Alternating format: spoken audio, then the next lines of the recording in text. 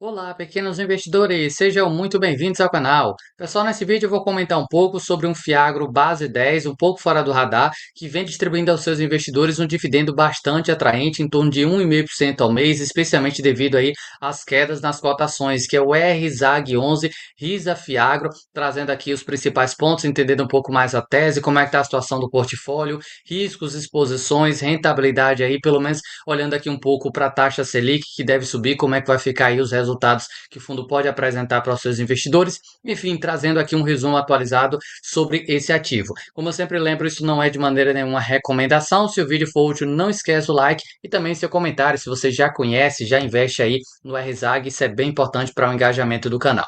Aqui a gente tem o objetivo do fundo, eu sempre gosto de olhar essa parte antes de investir em um ativo, entender o que de fato a gestão tem como meta, seja de retorno ou seja por segmento, cada ativo vai ter um pouco essa diferença. O caso aqui do RZAG, seleciona ativos nas cadeias produtivas agroindustriais com foco na originação própria, isso é bem interessante. Os CRAs que são originados por eles mesmos ali geralmente têm um carrego até um pouco maior quando é comprado no secundário, visando um portfólio que melhor se adequa às nossas perspectivas de riscos, retorno e liquidez. Através da expertise do time de gestão do setor, fazemos uma análise criteriosa de risco de crédito em conjunto com o jurídico especializado em um momento constante dos ativos. O fundo tem foco no território nacional, com atuação nas regiões consolidadas de produção de cadeias agroindustriais. Então, essa aqui é a tese do fundo: originação própria, território nacional, regiões consolidadas de produção das cadeias agroindustriais. Início do fundo foi lá em 2021. Nós temos aí a RISA que eu citei, que é gestora administradora, é o Banco Genial. Despesas, pessoal, olhando aqui a porcentagem, eu não diria que a Risa é a gestora mais barata do mercado. Eu gosto do trabalho dela, especialmente ali no RZTR, mas talvez aí não seja a gestora mais barata do mercado. Eu acho que quando um gestor faz um bom trabalho, taxa de performance e despesas de gestão e administração é só um detalhe. Nós temos aqui 1,15, taxa de performance 10% sobre o QCD e CDI. Como é um fundo indexado a CDI, nada mais justo do que colocar taxa de performance em CDI. Eu não gosto quando os fundos são IPCA e colocam a taxa de performance em CDI. Para mim não faz muito sentido. Aqui a gente tem o que a gestão de fato tem como meta, vocês podem perceber na prática, 89,2% do portfólio originação própria dos ativos, que foi o que eu mostrei agora para vocês aí, no que a gestão busca no fundo aí, originação própria. A carteira dele hoje é indexada a CDI mais 4,94. Nós temos a expectativa de Selic aí próxima a 15 ou acima de 15 nesse ano 2025, que deve gerar bons retornos para os seus investidores.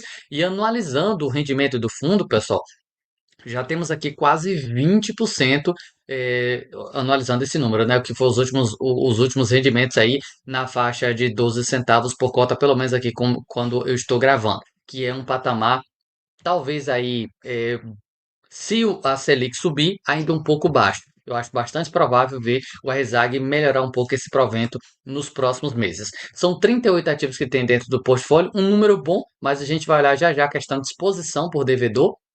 Valor patrimonial, R$ 9,50 e alguma coisa, 100% dos ativos indexados a CDI, são mais de 80 mil investidores. Bom, vamos passar aqui para uma parte bem interessante, que é a tabela de sensibilidade.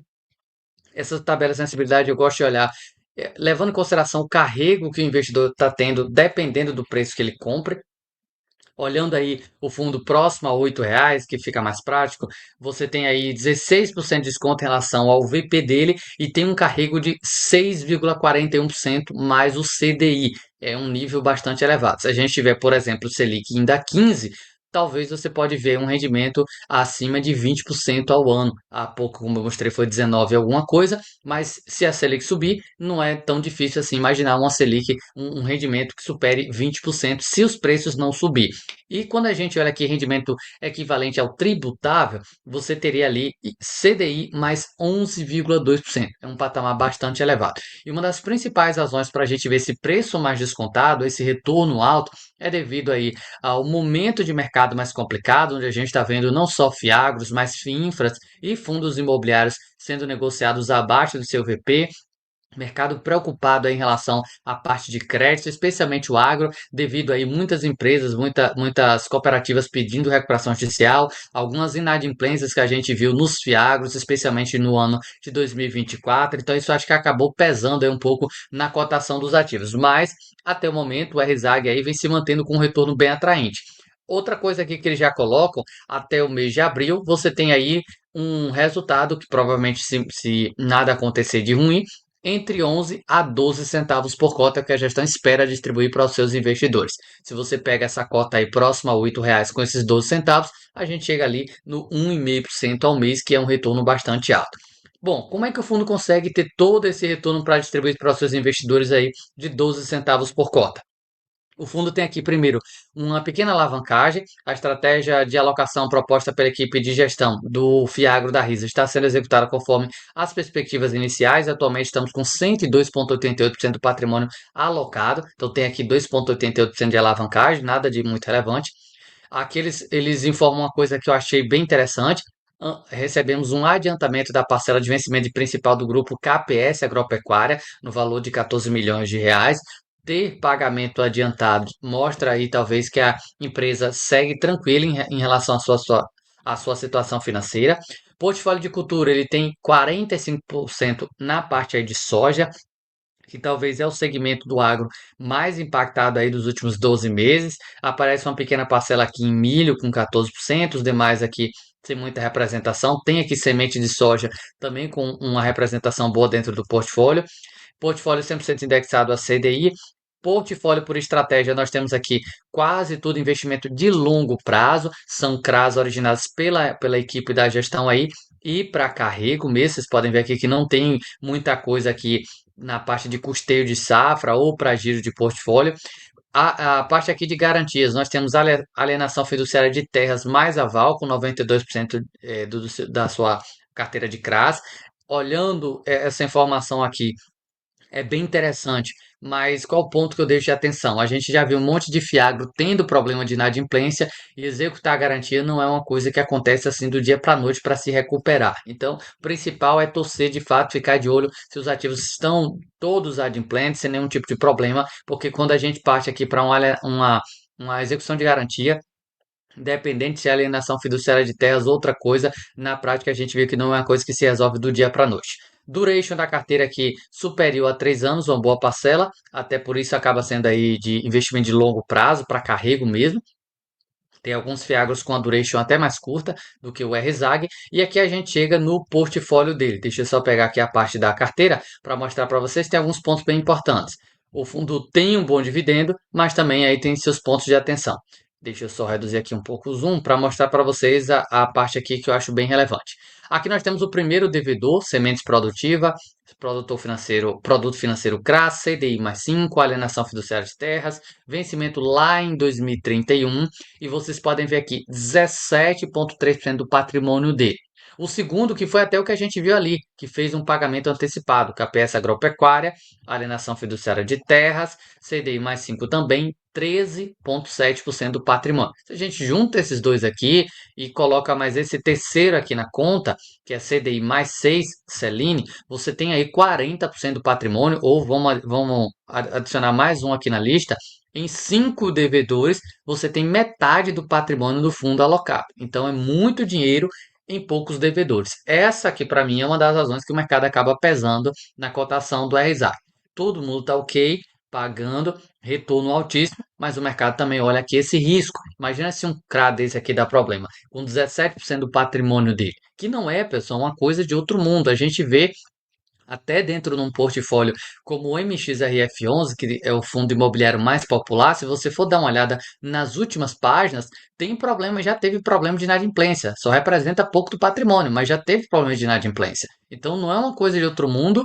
Um Fiagro, um fundo imobiliário, um FINFRA tem inadimplência. Eu sempre trabalho com a ideia de que crédito, empréstimo, essas coisas, não é se, é quando vai dar problema. Então, eu gosto sempre de olhar essa parte aqui de exposição por devedor. Então, de lado negativo do RZAG, que eu mais destaco aqui para vocês, são as exposições. Pontos positivos, eu acho que eu já mostrei vários, né? O fundo abaixo do VP, a gestora, na minha opinião, faz um bom trabalho, embora tenha taxas um pouquinho mais salgadas. O dividendo hoje está bastante atraente, não tem como negar isso. Você tem um carrego, olhando ali, tributável de CDI mais 11, é muita coisa, mas você tem aqui uma lista com 5 devedores que representam basicamente metade do patrimônio dele, que é uma representação bem considerável.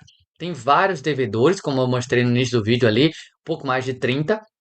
Deixa eu até pegar aqui o valor exato. Aqui são 19, na realidade, né? 30 não, 19 que eles colocam aqui, mas você tem ali muitas exposições em 5 devedores. Esse aqui é o ponto que mais me pega em relação ao RZAG, que acho que eles poderiam melhorar um pouco aí, tirando esses 5 devedores, pessoal, os demais aí já ficam um pouco mais normal. 6%, 5%, 4,9%, nada assim de muito relevante. Aqui a gente tem até um pouco quem são esses devedores. O primeiro que representa ali 17% do patrimônio, grupo com mais de 40 anos de experiência na atividade agrícola, com atuação diversificada nos estados da Bahia, Minas Gerais, Goiás, Tocantins, gestão profissionalizada com diretrizes organizacionais bem estruturadas. O segundo, que é o KPS Agropecuária, mais de 30 anos de experiência na atividade agrícola, especialmente aqui no Oeste Baiano. O grupo está chegado no Oeste Baiano, na região onde hoje é o município de Luiz Eduardo Magalhães. O terceiro aqui aparece com um grupo com mais de 60 anos de atividade agrícola e mais de 40 e quase 40 na Bahia, cidades aí na Bahia. Então dá para ver que são devedores que têm um longo histórico na parte aqui do agro, mas em compensação aqui são devedores com representação um pouco grande dentro do patrimônio. Então vai muito de estratégia de cada pessoa. Importante demais você olhar esses dois pontos, risco, retorno, e ver se vale a pena investir ou não. Eu gosto bastante da tese dos Fiagros, do RZAG, mas eu tenho um pouco o pé atrás só essa parte das exposições como eu citei para vocês. Mas o retorno de fato hoje é bastante atraente. Não esquece de deixar aí no comentário se você acha ou não que vale a pena investir nos preços atuais. Quero fechar aqui o vídeo fazendo um convite se você gosta de assuntos, vídeos em relação a ações, pessoal. Recentemente eu adquiri um canal, Ações para Renda Passiva, tem vários conteúdos, na verdade são mais de 500 vídeos que estão disponíveis no canal. Vários vídeos, inclusive educacionais, sobre ações, como é o caso desse que vocês estão vendo na tela aí, 5 ações que pagam dividendos mensais, 5 ações que são aí de segmentos perenes, que hoje estão sendo negociadas com desconto muito grande, empresas pagadoras de dividendos, projeção aí de preço-alvo, preço-teto, dividendos para algumas empresas. Tem bastante conteúdo nesse canal. Link está aí na descrição do vídeo e no comentário fixado. Se vocês tiverem interesse, vou agradecer de coração pela ajuda.